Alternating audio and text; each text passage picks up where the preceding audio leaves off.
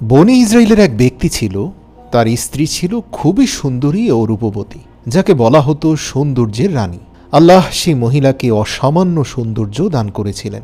সেই সময়ের সব নারীদের মধ্যে ওই নারী ছিলেন সবচেয়ে সুন্দরী। আর তার স্বামী পরমা সুন্দরী স্ত্রীকে এতটাই ভালোবাসতেন যে মানুষ বলতো পানি ছাড়া মাছ যেমন বেঁচে থাকতে পারে না, এই ব্যক্তি তার স্ত্রী ছাড়া বেঁচে থাকতে পারবে না। স্ত্রীর প্রতি তার প্রবল ভালোবাসার জন্য প্রতিবেশীরা তার সাথে প্রায় মশকরা করত। এভাবেই দিনগুলো খুব সুন্দরী কাটছিল, হাসি খুশি ভরা সংসার। সে তার স্ত্রীর কোনো দোষ ত্রুটিকে পরোয়া করত না, কখনোই ধমক দিয়ে কথা বলতো না। তার স্ত্রী তার সাথে কোনো অন্যায় করলেও সে এ নিয়ে কখনোই স্ত্রীর উপর মন খারাপ করত না। হঠাৎ একদিন তার স্ত্রীর জীবনের সূর্য অস্তমিত হয়ে আসলো।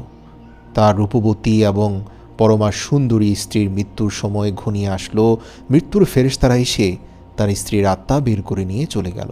স্ত্রীর মৃত্যুর পর সে অনেকটা পাগলের মতো হয়ে গেল।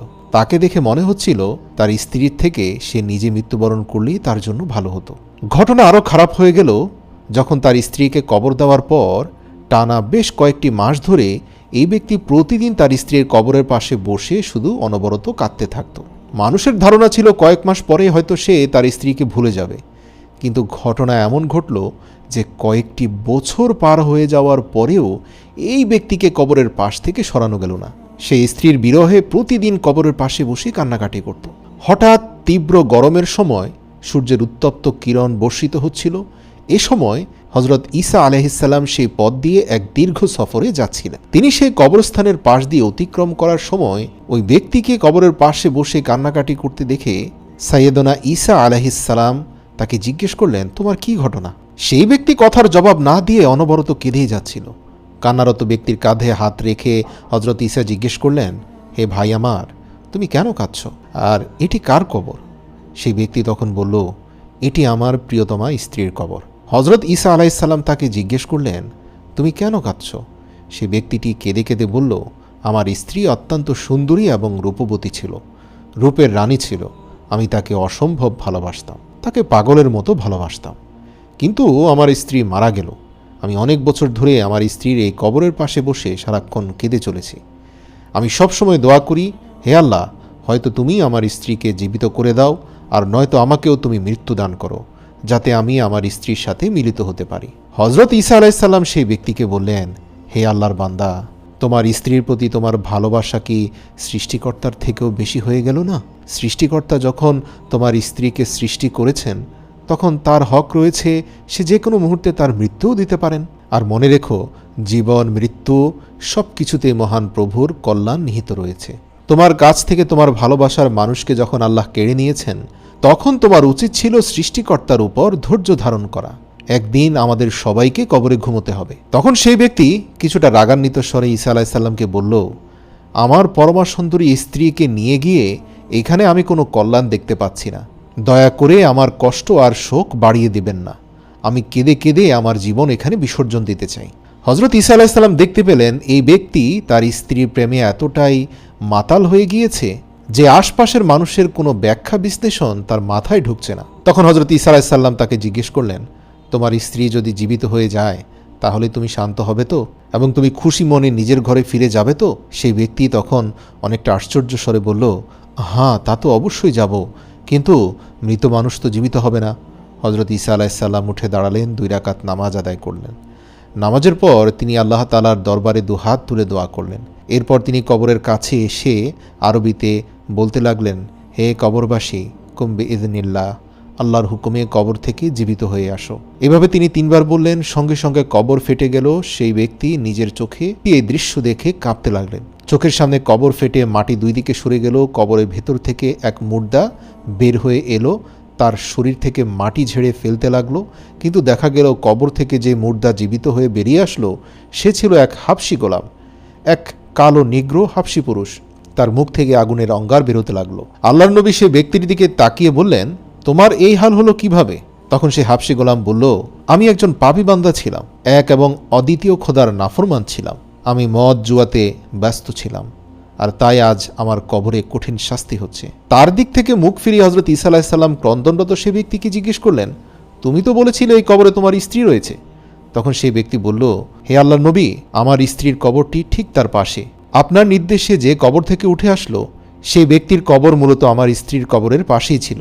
যাই হোক, হজরত ঈসা আলাইহিসসালাম সেই হাবশী গোলামকে বললেন, যাও, আল্লাহর প্রশান্তিতে ঘুমিয়ে যাও, কেননা কবর থেকে উঠেই তুমি আমার নামে কালেমা পড়েছ, বলেছ লা ইলাহা ইল্লাল্লাহ ঈসা রুহুল্লাহ। কাজে তোমার অতীত জীবনের গুনাহ মাফ হয়ে গিয়েছে। এখন তুমি একজন পাক পবিত্র পরিশুদ্ধ মানুষ হয়ে কবরে আবার ঘুমিয়ে পড়ো। সেই ব্যক্তি হাসতে হাসতে কবরে ঘুমিয়ে গেল এবং সে ব্যক্তি কবরে চলে যাওয়ার পর তার শরীরের আগুনও নিভে গেল। অতঃপর হজরত ঈসা আলাইহিসসালাম পাশের কবরে গিয়ে বললেন, হে আল্লাহর বান্দি, কুম্বে ইদনিল্লাহ, আল্লাহর হুকুমে বের হয়ে আসো। এ কথা বলা মাত্রই সে কবর ফেটে সেখান থেকে ওই ব্যক্তির মৃত স্ত্রী, অর্থাৎ সেই সুন্দরী স্ত্রী বের হয়ে আসলো। সেই নারী আসলেই অত্যন্ত সুন্দরী ছিলেন। তখন সেই ব্যক্তি চিৎকার করে বলতে লাগলো, হে হজরত, এটাই হচ্ছে আমার সেই সুন্দরী স্ত্রী, যে আমাকে এত বছর ধরে কাঁদিয়েছে। কত বছর পেরিয়ে গেলেও আমি তার কবরের পাশে বসে অঝোর ধারায় কেঁদে চলেছি। ইনি হচ্ছেন আমার সেই সুন্দরী স্ত্রী। হজরত ঈসা আলাইহিসসালাম তাকে বললেন, ঠিক আছে, তুমি এখন তোমার স্ত্রীকে নিয়ে নিজ ঘরে ফিরে যাও।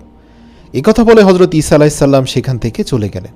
সেই ব্যক্তি তার স্ত্রীর কাপড় ঝেড়ে পরিষ্কার করতে লাগলো, তার স্ত্রীর মাথার চুলে লেগে থাকা মাটি ঝেড়ে পরিষ্কার করতে লাগলো। তারপর সে তার স্ত্রীকে বলতে লাগলো, তোমার বিচ্ছেদে আমার জীবনের সমস্ত সুখ শান্তি হারিয়ে গিয়েছে, আমার চোখের ঘুম কেড়ে নিয়েছিলে তুমি।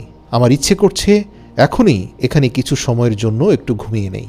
এরপর সে ব্যক্তিটি তার স্ত্রীর কোলের উপর মাথা রেখেই ঘুমিয়ে পড়ল। সদ্য কবর থেকে বেরিয়ে আসা স্ত্রীর কোলের উপর মাথা রেখে সেই ব্যক্তি যখন গভীর ঘুমে তলিয়ে গেছে, হঠাৎ তার স্ত্রী দেখতে পেল একটু দূরেই একজন সুদর্শন রাজকুমার ঘোড়ায় চড়ে সেই পথ ধরে দৌড়ে যাচ্ছে।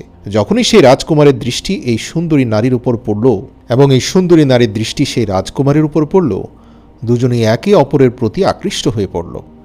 সেই ব্যক্তির সুন্দরী স্ত্রী রাজকুমারের প্রতি আকৃষ্ট হলো এবং রাজকুমার এই সুন্দরী নারীর প্রতি আকৃষ্ট হলো। রাজকুমার তাকে ইশারায় নিজের কাছে ডাকল। সেই নারী তার গভীর ঘুমে ঘুমন্ত স্বামীর মাথাকে মাটির উপর রেখে সেখান থেকে রাজকুমারের সঙ্গে পালিয়ে গেল। কিছুক্ষণ পর যখন তার স্বামীর ঘুম ভাঙল এবং তার স্ত্রীকে কোথাও খুঁজে পাচ্ছিল না, তখন সে অত্যন্ত পেরেশান হয়ে পড়ল। সে ভাবতে লাগলো, আমার স্ত্রী কোথায় চলে গেল। মাটিতে তার স্ত্রী এবং ঘোড়ার পায়ের ছাপ দেখা যাচ্ছিল।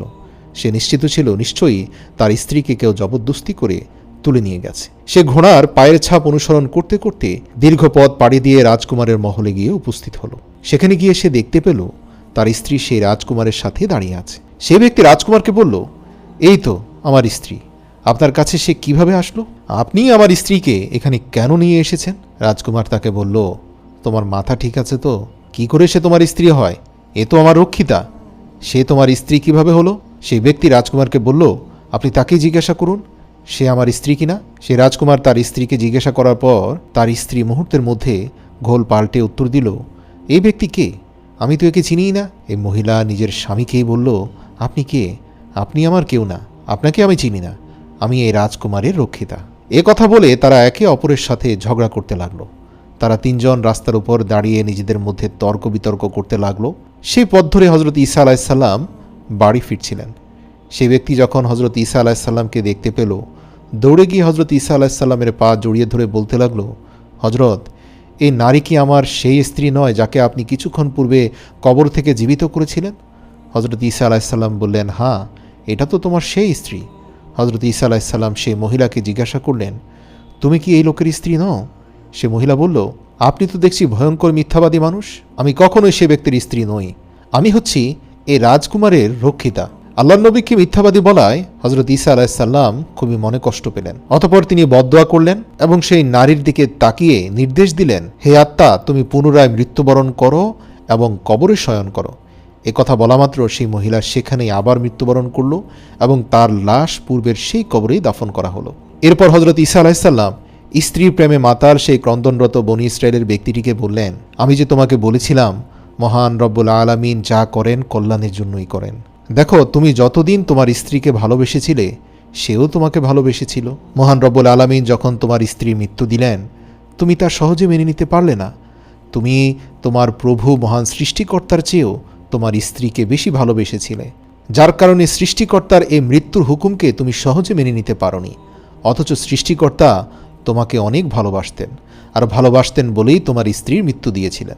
কথা শোনার পর সেই ব্যক্তি বলল, তা কি করে হয়? তখন হজরত ঈসা আলাইহিসসালাম বললেন, মূলত ঘটনা এমন ছিল যে তোমার স্ত্রী যতদিন তোমার আজ্ঞাবহ ছিল ততদিন তোমাদের সুখের সংসার ছিল, কিন্তু এ রাজকুমারের সাথে তোমার স্ত্রীর মৃত্যুর অন্তত 3 দিন পূর্বে দেখা হয়েছিল। এদের পরস্পরের মধ্যে প্রেম বিনিময় হয়ে গিয়েছিল। তাদের পরিকল্পনা ছিল তোমার সংসার ছেড়ে তারা পালিয়ে যাবে। এরই মধ্যে মৃত্যুর ফয়সালা আসলো, তোমার স্ত্রী মারা গেল।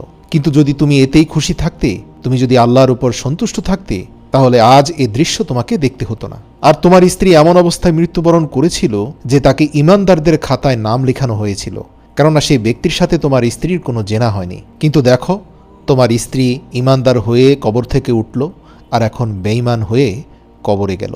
তখন হযরত ঈসা আলাইহিস সালাম সকল লোকের উদ্দেশ্যে বলল, আজ একজন বেঈমান ব্যক্তি কবর থেকে উঠে ঈমানদার হয়ে মৃত্যুবরণ করল, আর একজন ঈমানদার কবর থেকে উঠে বেঈমান হয়ে মৃত্যুবরণ করল। সে হাবশী গোলাম ছিল জাহান্নামের অধিবাসী। আল্লাহর হুকুমে সে কবর থেকে উঠে ঈমান নিয়ে পুনরায় মৃত্যুবরণ করল। আর সেই নারী, সে মৃত্যুর আগ পর্যন্ত ঈমানদারই ছিল, কিন্তু কবর থেকে উঠে সে জিনায় লিপ্ত হলো, যার ফলশ্রুতিতে সে এখন জাহান্নামে যাবে।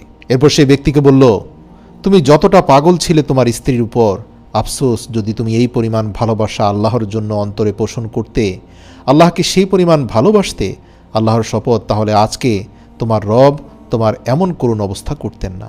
আল্লাহ তাআলা তোমাকে এভাবে ছেড়ে দিতেন না যেভাবে তোমার স্ত্রী তোমাকে ছেড়ে চলে গিয়েছে।